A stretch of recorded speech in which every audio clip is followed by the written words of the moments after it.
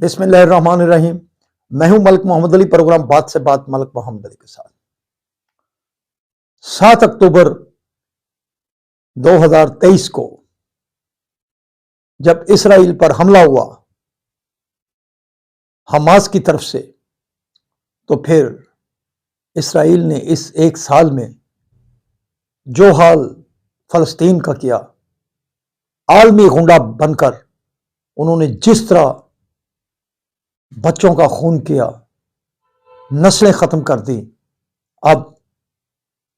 لبنان کے اندر بھی انہوں نے حسن نصر اللہ کو شہید کیا،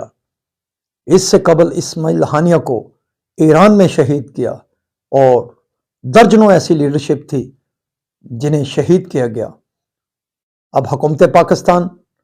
اور خاص طور پر ہم سمجھتے ہیں جماعت اسلامی کی کوششوں سے 7 اکتوبر کو پاکستان میں کشمیریوں سے اظہار یکجہتی کے لیے APC بلائی گئی ہے۔ آج اس پروگرام میں اس حوالے سے ہم بات کریں گے، اور پیارے دوستوں، جن دوستوں نے ابھی تک ہمارے چینل کو سبسکرائب نہیں کیا، وہ برائے مہربانی وہ ہمارے چینل کو سبسکرائب بھی کریں، لائک بھی کریں اور شیئر بھی کریں۔ اور ہم بات کر رہے ہیں 7 اکتوبر 2023 کے بعد فلسطین نے جس طرح عالمی غنڈہ بن کر فلسطینیوں کو 40,000 سے زائد فلسطینیوں کو شہید کیا ہے۔ پڑوسی ممالک میں بھی، لبنان، شام، ان میں بھی دہشت گردی کی ہے، اسماعیل ہانیہ کو شہید کیا ہے، حسن نصر اللہ کو شہید کیا ہے، اور ایک طویل ظلم و بربریت کی داستان ہے جو ایک سال میں اسرائیل نے کی ہے۔ عالمی غنڈے نے دنیا کے کسی ملک کی نہیں سنی، اقوام متحدہ کی نہیں سنی، عالمی عدالت کی نہیں سنی،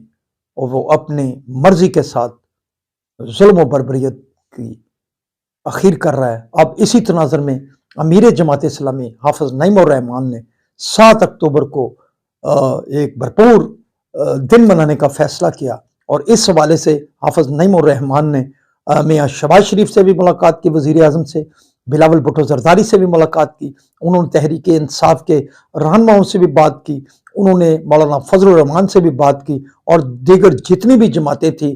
ان سے ملاقات کی، شاہد خاقان عباسی سے بھی ملے، اور فیصلہ کیا کہ 7 اکتوبر کو فلسطین کے ساتھ یکجہتی کے طور پر تمام سیاسی جماعتیں اکٹھی ہوں۔ اور ہم سمجھتے ہیں کہ اب جو ان کی وزیر اعظم کے ساتھ بلاول بھٹو زرداری کے ہمراہ ملاقات ہوئی، تو پھر وزیر اعظم پاکستان میاں محمد شہباز شریف نے بھی بھرپور انداز میں 7 اکتوبر کو APC بنانے کا فیصلہ کیا۔ اب ہم سمجھتے ہیں کہ پاکستان کی موجودہ جو سیاسی صورتحال ہے اس میں یہ APC بہت ہی اہم ہے۔ ہم سمجھتے ہیں کہ تمام سیاسی جماعتیں اس APC سے فائدہ اٹھائیں،